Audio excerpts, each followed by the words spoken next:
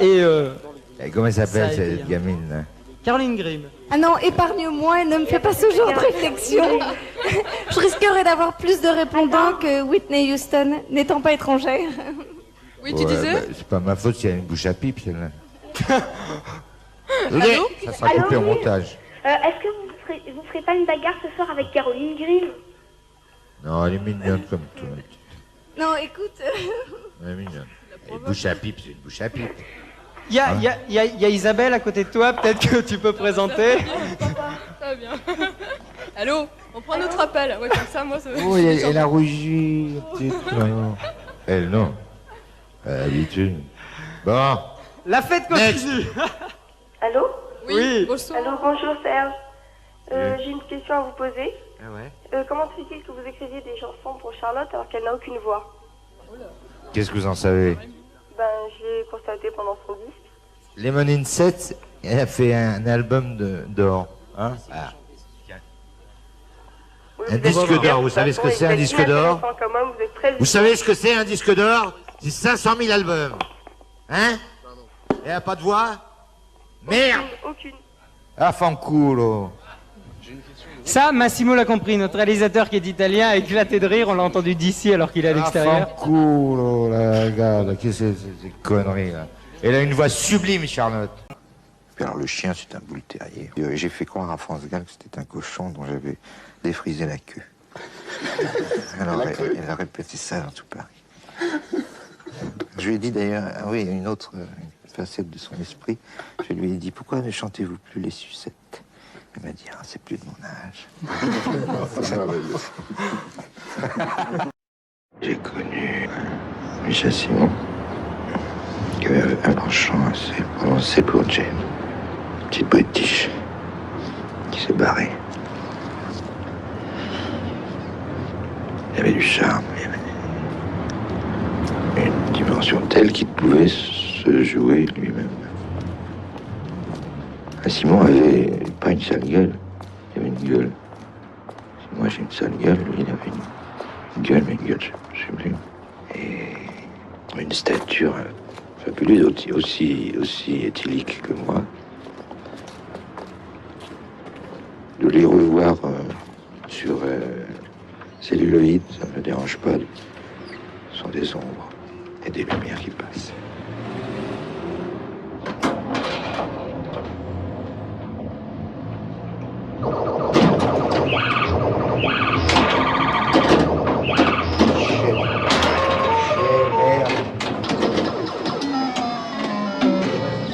Le noir et blanc, c'est abstrait, c'est abstrait, c'est le dessin.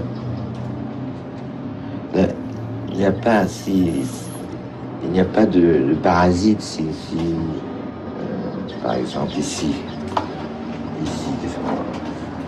le rendu rouge, là, bon, si le metteur en scène a décidé que ce serait rouge, qu'il a acheté ce rouge-là, moi je l'achèterais pas. Donc je n'achète pas ce plan-là qu'on est en train de faire. Mais en noir et blanc, c'est sans problème, ça sera gris. Rouge orangé devient gris. Et parce que ça sera gris, ça sera plus réaliste ou moins réaliste? Ou est-ce que la notion de réalisme, vous vous en foutez? Ce sera beaucoup moins réaliste. Le réalisme, on l'a hors de l'écran. Il n'y a rien à cirer du réalisme. Et dans la talent, Parce que j'ai envie de m'évader.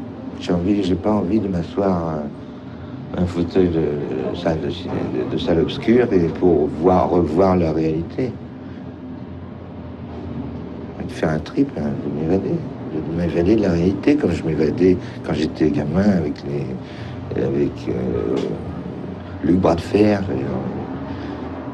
ou avec Pim Pam Poum.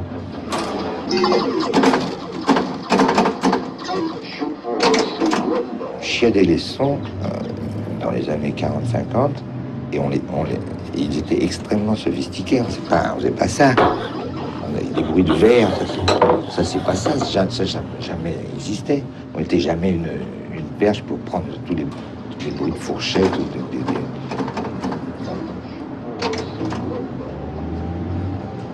On sublimait les sons. Et maintenant, c'est la bombe, enfin c'est comme la couleur, ça chie partout. couleur et son, c'est nul.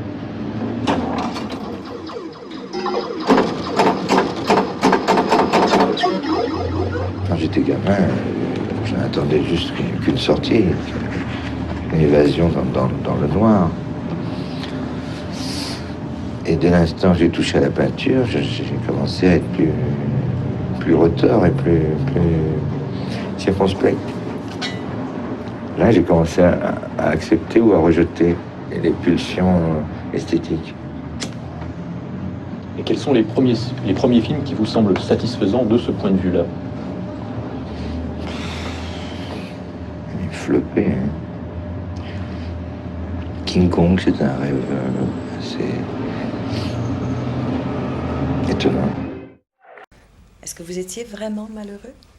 J'ai toujours été assez en retrait personnellement par rapport à ce que je faisais dans ce métier. Je me suis toujours trouvé jugé comme égaré dans cette voie. Pourtant, vous avez persévéré, si vous auriez pu faire autre chose. Quoi? Je sais pas. J'étais pianiste de bar, il y a eu une promotion avec la célébrité, et puis c'est tout. Ça m'a rien apporté, intellectuellement. C'était une époque très dure, vous faisiez quoi, 3, 4 peut-être? Deux. Non, on m'avait dit 3, sinon par 4 par soir. Non. Le même tour de chant, non? Milan Arsouille, le Collegine, et puis le Bord du Salut, oui. Ça dépendait des besoins qu'on avait. C'est-à-dire, si on voulait gagner un peu plus, on en faisait un peu plus. C'est ça. On se trimballait un peu plus. Vous parlez d'une époque qui est bien lointaine. Il y a 15 ans. Justement, c'est peut-être pour ça que je tenais à la rappeler, cette époque, parce que depuis, vous avez réussi. Oui, j'ai eu des problèmes en 60. Problème grave, parce qu'il y a eu l'avènement de la chanson style anglo-américaine. J'étais en difficulté. Puis c'est ségrégation de l'âge. J'avais 30 ans. Et c'était les jeunes qui marchaient?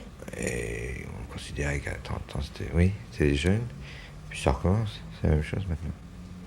Mais après, en 65, ça s'est clarifié. Ce que j'ai fait grâce à France Gall, j'ai gagné l'Eurovision. Est-ce que c'était une sorte de défi, ça? Est-ce que vous vous êtes dit, on peut aussi faire comme ça, une chanson sur commande, une chanson qui va marcher, qui sera au Hit Parade? Vous vouliez démontrer que c'était possible? Je voulais quand même sauver ma peau. Les maisons de disques ne sont pas des entreprises philanthropiques. Alors, il fallait réussir ou arrêter. Vous êtes devenu commercial. Je suis devenu un auteur commercial qui n'a pas plu à certains. Je me suis fait attaquer, c'est très bien. Et puis, en 69, alors là, j'ai fait un succès personnel, mondial. Qui a été... Je t'aime moi non plus. C'est ça. Et qui a été interdit en France. Et on a interdit cette chanson à la radio. Je ne sais pas si ça l'est encore. Non. Ça ne l'est plus maintenant? C'est fini, ça. D'ailleurs, c'est merveilleux quand on interdit une chanson. Merveilleuse publicité. La publicité a surtout été faite par l'Observatore Romano. Il n'y a rien de mieux. C'était extraordinaire parce que c'est tombé dans les agences de presse. Dans le monde entier, il y a eu un rush.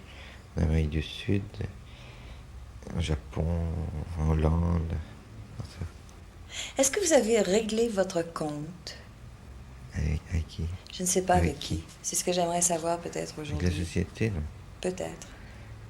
Non, je suis toujours aussi désemparé. Peut-être, comme j'écris un livre actuellement, ça va m'équilibrer personnellement. Vous allez vous débarrasser d'un tas de choses. Oui. Parce qu'avant, je considérais la chanson comme un art mineur, et maintenant, j'en serais plutôt à cette formule que c'est un art pour les mineurs. C'est méchant, ça, un peu. Ah, c'est méchant, mais c'est comme ça. Mais ça fait partie de vous, la méchanceté. Oui, c'est une dynamique, une provocation. Est-ce que vous aimez les gens méchants qui le sont avec vous? Oui, j'aime assez ça. Oui. J'aime les gens, je dirais pas retors, mais un peu hargneux, et bourru. J'aime pas les gens trop aimables. Ça m'ennuie. Ça tient à quoi? Ça vous permet de sortir les griffes si on est méchant? Vous êtes un petit peu désemparé devant les gentillesses et vous ne sauriez pas quoi faire, comment réagir. Pas du tout, c'est l'ennui. Est-ce que c'est parce que vous êtes né juif? Ben, c'est possible. Est-ce que vous portez ça comme un poids? Est-ce que ça a été... Poids? Mais je sais pas. Écoutez, j'ai porté une étoile jaune à la place du cœur pendant quelques années. Vous aviez quel âge à ce moment-là? Je devais avoir 11, 13 ans, 12 ans.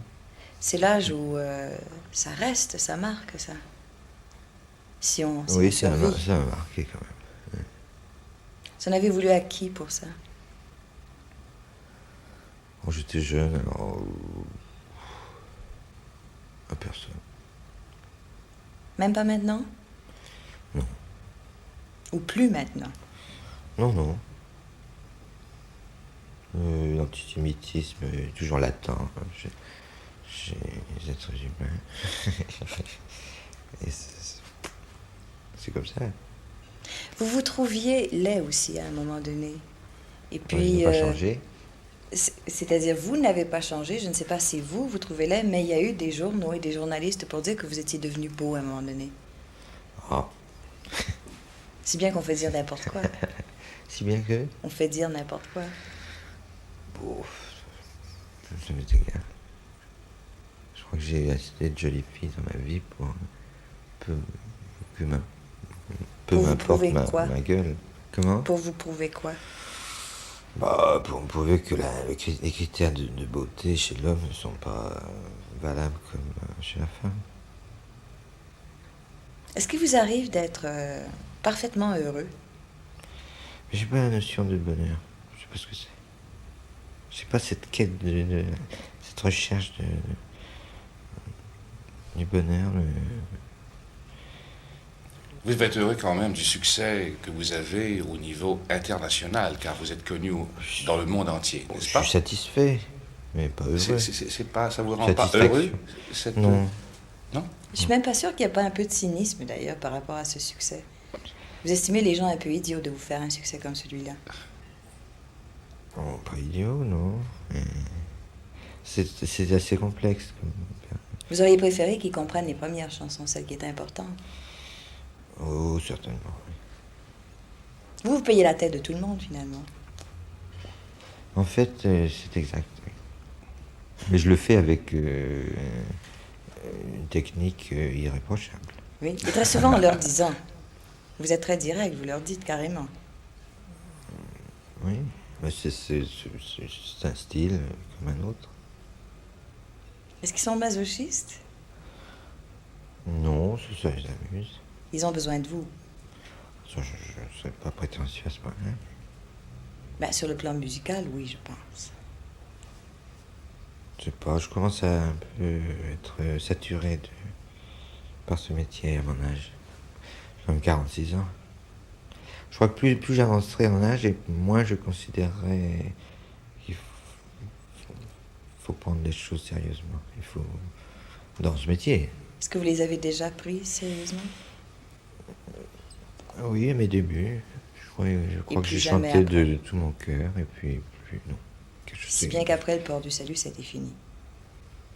Oui, quelque chose s'est brisé, j'étais désabusé à vie. Serge Gainsbourg, à l'époque, vous viviez d'une façon un peu spéciale dans un appartement. Il n'y avait pratiquement pas de lumière et je me demande si ce qu'on a comme éclairage ne vous gêne pas là maintenant. Vous avez l'habitude du noir, non? Actuellement, j'ai un hôtel particulier tout noir. Tout noir? Pourquoi? Tapissé de noir. Parce que c'est pas seulement parce que c'est beau. Ah, c'est très beau. Oui, mais ça fait aussi partie du personnage, non? Moi, je dis que le blanc est pour les hôpitaux psychiatriques. Et le noir est pourquoi? Pour moi. Pour vous tout seul? Vous avez quelle sorte de caractère dans la vie? Ah, bah, je peux être très amusant. Ah, oui, en privé. Sinistre à plus de 3. Et à 2, très drôle. Dites-moi, Serge Gainsbourg, Est-ce que L'eau à la bouche est le seul film dont vous ayez composé la musique? Non, j'avais fait auparavant Les loups dans la bergerie. Le film de Bromberger. Et ceci vous a amené assez naturellement à passer de l'autre côté de la caméra, c'est-à-dire à devenir acteur. Mais c'est pas ça qui m'a amené, c'est mon passage aux Trois Baudets, où Michel Boiron m'a fait tourner donc dans Voulez-vous danser avec moi? Qu'est-ce qu'il avait frappé en vous? Il faut croire, un physique assez inquiétant.